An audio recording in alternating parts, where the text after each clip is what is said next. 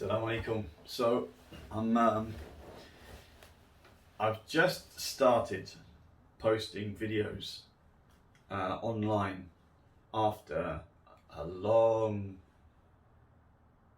journey with social media. I've always been just a social media monitor. I started, I think, with Twitter or Facebook, or maybe both at the same time. And then I think I went to Instagram.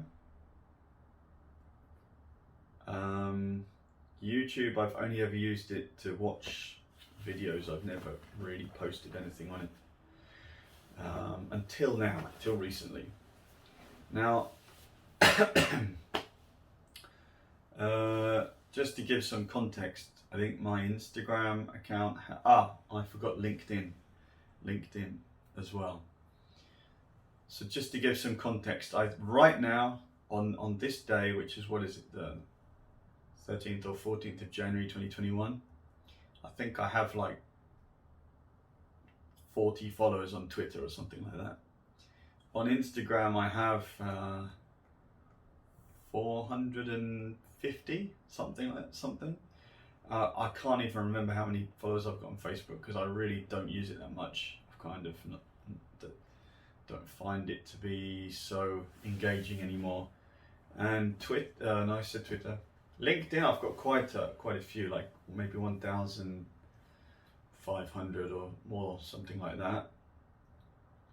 Now here's the interesting thing. TikTok, I started less than a month ago, and as of today, alhamdulillah, I have 6,700 followers. Now, my intention is not to get followers. My intention is not to get likes, but it can suck you in. You know, as a good friend of mine was telling me today, you know, the vanity metrics can affect you. So I want to take it back a little bit, because this documentation of my social media journey will be interesting. So some of you may have heard of a guy called Gary Vaynerchuk, Gary V. Very, very active social media guru, originally from Belarus, and he moved over with his family to New York. He's basically, if you hear him talking, he's a New Jersey guy, you know, but he can speak Russian. I mean, when he came to the US, he couldn't speak any English whatsoever. So he came over as an immigrant family to the US. So they were kind of, they were struggling. This is his narrative. So he worked for his father.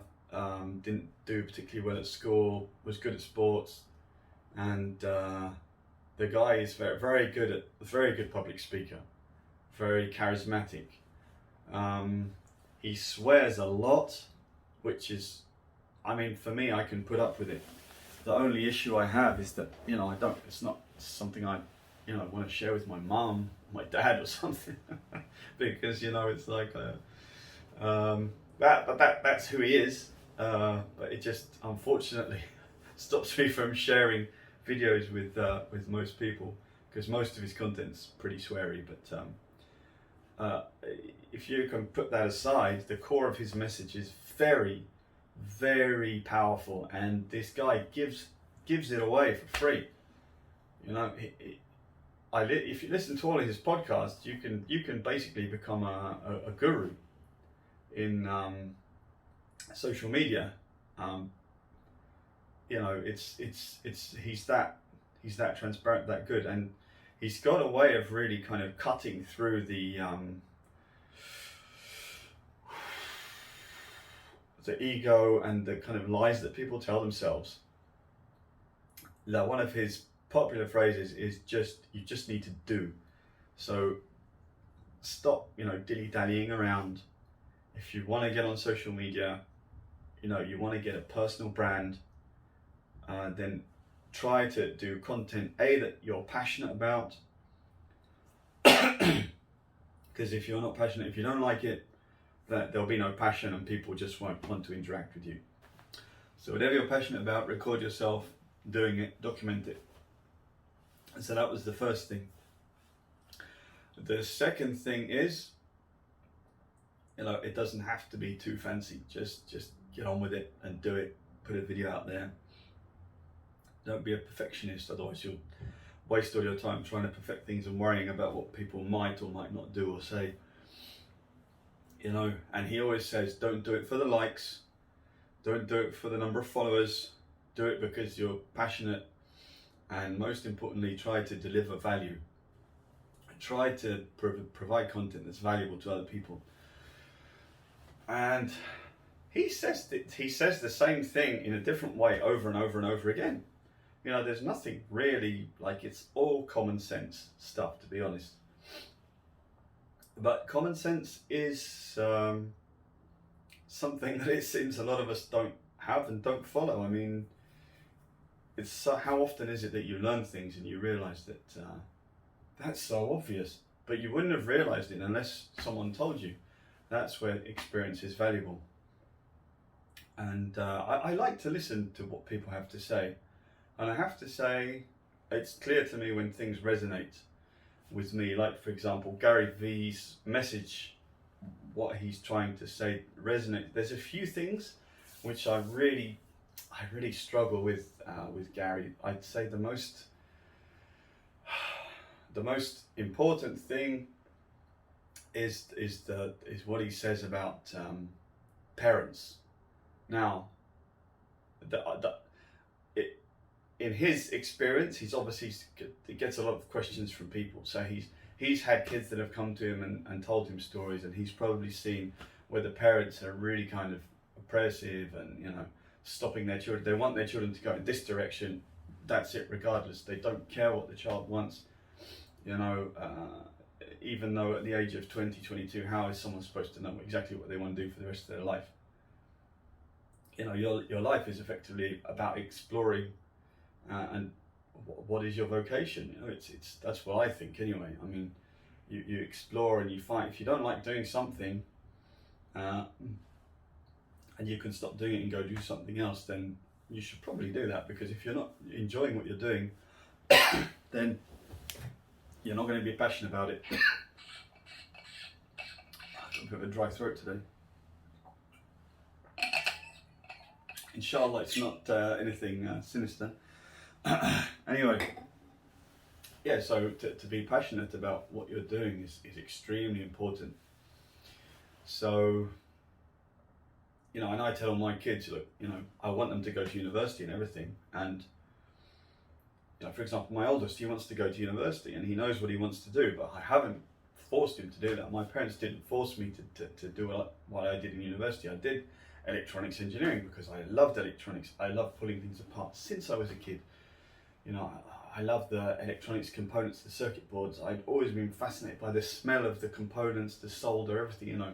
I'm not, saying you should go around sniffing solder, but it's very dangerous. But you know what I mean? And then when I went to university, all of the courses I did, I loved them. I enjoyed every single minute of it. I enjoyed the exams. I enjoyed all of it. I just, that's me. That's my truth, as Gary would say. But some people maybe at that age don't. Maybe they'll like it at a later age. It's. And I guess if the parents are telling you no, I don't care if you don't like it. You still have to do it. So what Gary says is you should tell your parents to just go and screw themselves and just go off and do your thing. That conflicts quite seriously with my religious beliefs. And in Islam, the respect for the parents is extremely high. Regardless of what your parents have done, especially your mother, because of all the things your mother goes through when she's pregnant with you and giving birth to you and looking after you as a baby, a toddler, etc., etc. I mean, the sickness of children and worrying about them when they go to school. And my mother still worries about me now. I'm 45 and she's she's in her 70s. God bless her. So and of course my father. God bless them both. So yeah. So that's the part I have issue with. I don't think you should be giving blanket advice like that. If you want to give advice like that, it needs to be very encapsulated, ring fenced with particular, boundaries and preconditions. If this is the case, then this is what you need to do. Not like a blanket statement saying just tell your parents to go and stuff it and do what you want. No, the respect for parents has to be there. It has to be there, in my personal opinion. So I don't agree fully. I know where he's coming from, but I just don't agree with the way the message is packaged. Especially as I said, as a Muslim. But other than that, I pretty much what he's talking about social media, I've taken it on board, and I would say over the last, so it's 2017, 18, 19, 20, 3 years, I've been processing it. And you listen to Gary telling you, just do it, just get on with it, just do something, put a video out there. I've always been subject to those, those whispers. Man, what have you got, Instagram? I mean, people are going to see you on there. LinkedIn? I mean, what are you going to say? If you say something wrong, you might get fired from your job, It's just like this, the Winston Churchill said, the black dog in your hair talking to you. Then I came across this platform, TikTok. And that must have been the first time I saw it about a year ago. Again, Gary Vee was talking, he's the first person I heard talking about it. And he was, from the beginning, saying, get on TikTok, this is going to be massive, And I was like, I downloaded the app. So one part of my brain is saying, Abdurrahim, you should probably be listening to Gary because the guy knows what he's talking about. I mean, he's been doing this for years, he knows what he's talking about. The other side of me was going, man, have you seen the app? I downloaded it, it's just people lip syncing and dancing and, I was like, well, where's the value in that? How am I supposed to deploy value to people in this environment? So I deleted it, and then I maybe a few months later I loaded it again, and then I deleted it again, and then until recently I just I was kind of coasting along, but always at the back of my mind I know deep in my soul I have a lot that I can tell people, I can offer people, which will be beneficial to them, inshallah. So it's frustrating me that I wasn't doing anything about it, like eating me up inside almost. Then I came across a friend, a brother called Abdurrahman Afia, and I saw him on LinkedIn.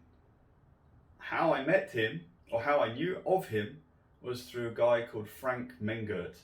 Don't ask me how Frank Mengert turned up on my my LinkedIn page, but I saw an interview between Frank, or Frankie Baby as we call him, and Abdurrahman Afia, and Frank was interviewing Abdurrahman, and I was like, whoa, wait a second, this is a British Muslim with a beard. I mean, that's basically me. And Abdurrahman's very, a smiley, happy, positive person. So I thought, you know what, I'm gonna drop him a message. So I did. I dropped him a message on LinkedIn. He responded back to me. We started interacting, and I just, I started asking the questions that had been burning inside me to someone that's actually doing it.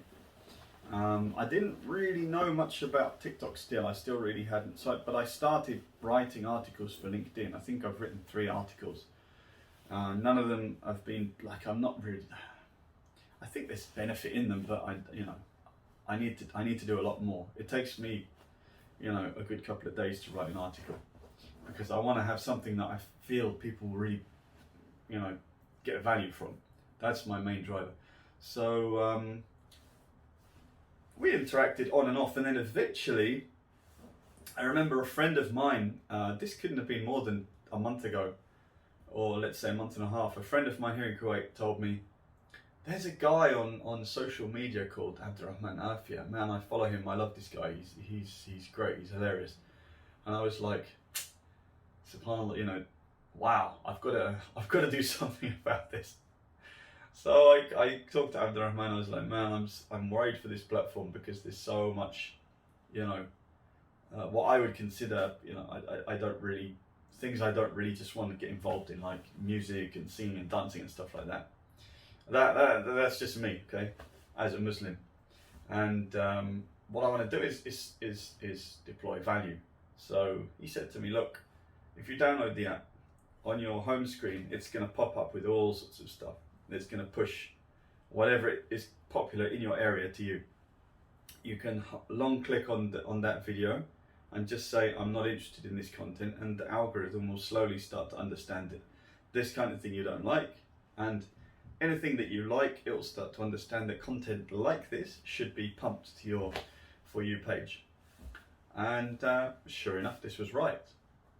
And then one day, I'd just been to visit the client in Kuwait.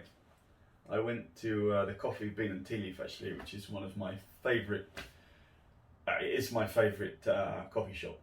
You know, I love their vanilla latte, skim milk vanilla latte. Anyway, I was sat in their car park, and I thought to myself, you know what, Abdurrahim, you're a British guy. You know, you've worked overseas in all these different countries. You speak, obviously, English, Arabic, and Indonesian. So that's pretty unique. There's not so many people around that can do that. I mean, I'm not like super mega fluent in all of them, but I'm, you know, do reasonably well. And I thought, you know what, I'll record a video in Indonesian. So the first video I did was like me talking in Indonesian. So I posted that. You know, I sent a message to Abdurrahman, and he said to me, you know, good job, you've done it. You're on the, you know, you're on the way. Keep it up. So so I did. I tried to post a video every day, and I ended up posting sometimes 3 videos a day, minimum 1 video a day, and in the space of under a month, I've got, inshallah, this weekend I'll get 7,000 followers. So that kind of organic growth, you cannot get it. Well, I don't know how to get it, but I doing what I'm doing, I'm not sure how I could get it on any other platform. So and then of course, because I was building my confidence with TikTok, I started creating videos for YouTube. And because TikTok, you only get, to be honest, the best people have a very short attention span these days. They're just flicking and seeing what the video's about, and if it doesn't catch their attention in the first, you know, nanosecond, they're not interested. So what I've been doing actually is making 3-minute long videos, and uploading them, just because I can't deploy my benefit in less than that time. Maybe I need to work on that, but it seems to be, you know, I seem to be getting interaction. And on TikTok, when you reply to the comments so the comment sits above your head, you can reply to the comment with a video. You can put like a little message on the screen at the start, and you know, just a 15-second or up to 60-second response. These are the posts that get the most attention, interestingly enough. Overwhelmingly positive, but sometimes negative, and that's another aspect of the, you know, of being out there in public, which needs to be considered. You have to be able to, you know, be somewhat resilient to these negative comments. Anyway, I think that's long enough for now. I'll get a bit more experience and post another video to document my social media journey. I'll try and edit out that coughing bit in the middle, but if not, I'll just leave it in there. Thank you very much for watching. See you on the next one.